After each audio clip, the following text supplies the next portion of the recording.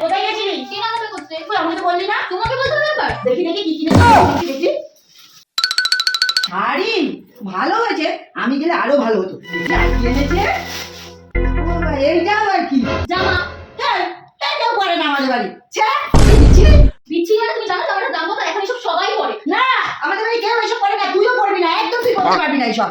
আবার ফেলে দিল জামাটা। আমি কত পছন্দ করে শখ করে জামাটা কিনে এনেছি। দেখাতে আশাই ভুলে গেলাম। কেন যে দেখালাম কি কি কিনেছি? কিচ্ছু করতে পারবি না। নিজের পছন্দ মতো কিচ্ছু করতে পারবি না। সব কিছু সবার পছন্দ। করবোই না কিছু দিয়ে দেবে। হ্যাঁ? কি বেশি? A few moments later. দিশা, দিশা, দিশা তো ঘরে নেই। কেউ জামাটা একটু এবার পরে দেখি।